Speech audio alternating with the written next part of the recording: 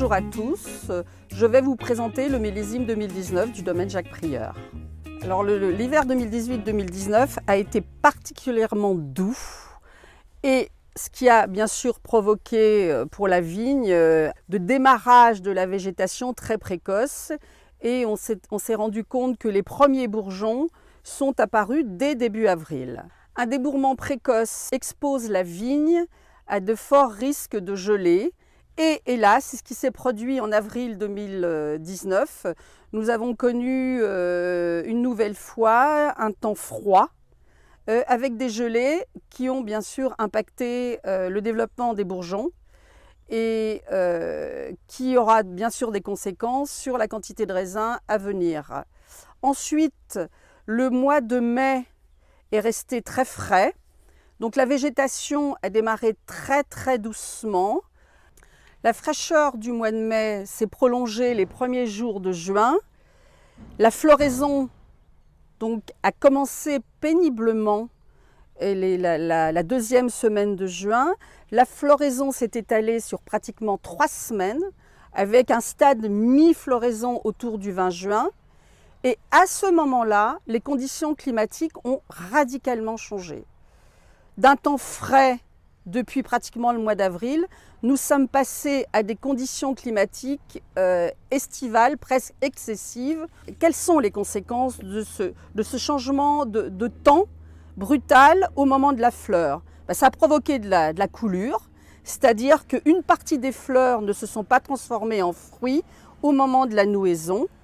Donc l'impact, il est évident au moment de la récolte, c'est-à-dire qu'il y aura moins de raisins et donc moins de jus et donc moins de vin en finalité. Donc au stade fin de fleur, c'est-à-dire vers le 20-25 juin, on estime une date de récolte vers le 16-20 septembre, ce qui inscrit le millésime 2019 dans un millésime très classique. Mais en fait, les conditions climatiques de fin juin continuent tout le mois de juillet et après continueront tout le mois d'août. Donc on se rend compte que la vigne à ce moment-là se développe à un rythme absolument effréné et on se dit qu'il y a de fortes chances pour que la date de vendange évolue vers plus de précocité. Les conditions de fin du mois de juillet sont très intéressantes parce qu'on a eu un peu de pluie. Donc cette eau qui est toujours ce fort ensoleillement, ces températures élevées, etc., ont un intérêt pour le début de véraison. Le début de véraison, on le sait, c'est le début de la phase de maturation. Donc la véraison en fait démarre dès le début du mois d'août et évolue assez rapidement pour se terminer mi-août. Donc là déjà, on pense que la date de vendange va changer et va plutôt évoluer vers le début du mois de septembre.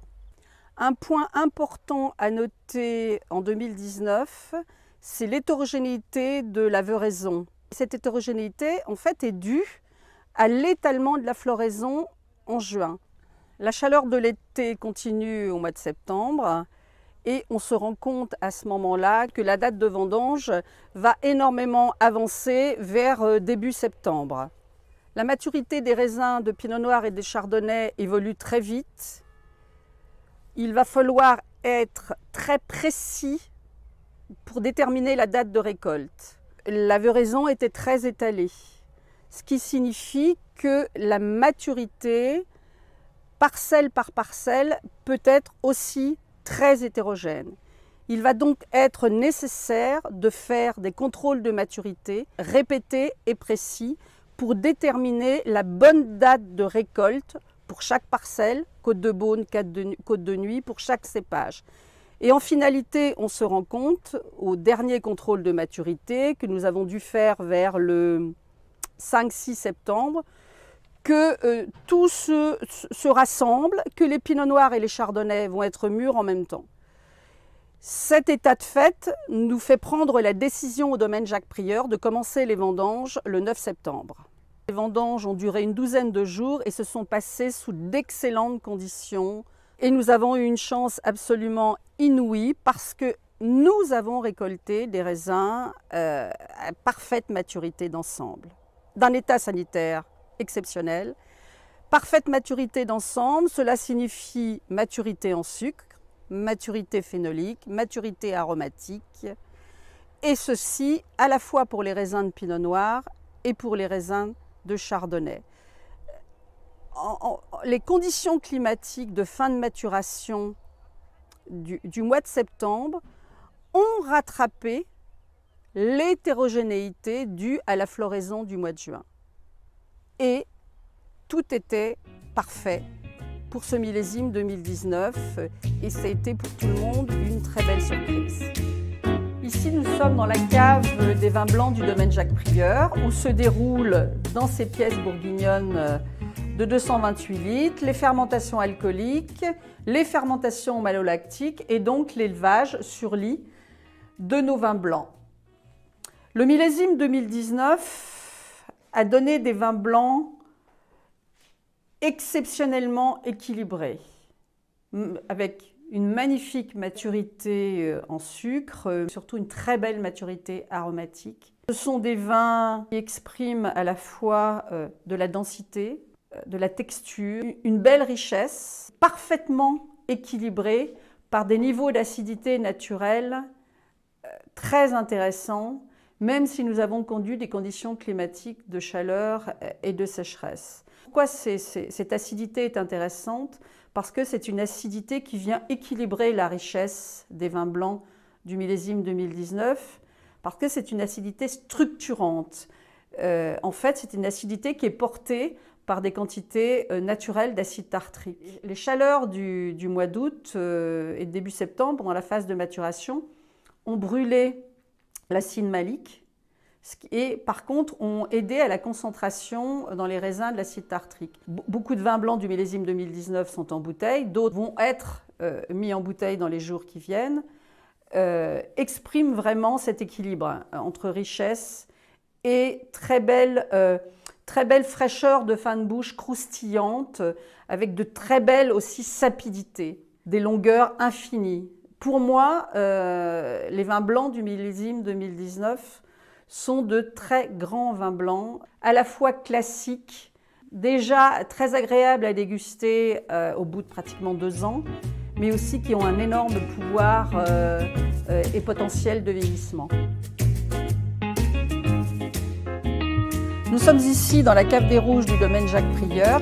Comme je vous l'ai expliqué précédemment, nous avons récolté des raisins de Pinot Noir exceptionnellement sains et à maturité parfaite, ce qui a donné des vins rouges parfaitement équilibrés. Les vins qui en découlent sont des vins à la fois constitués pour l'avenir, mais qui sont déjà excellents à déguster. Vu le soleil que nous avons eu, nous avons des arômes plutôt sur les fruits noirs, mais les fruits noirs qui restent frais.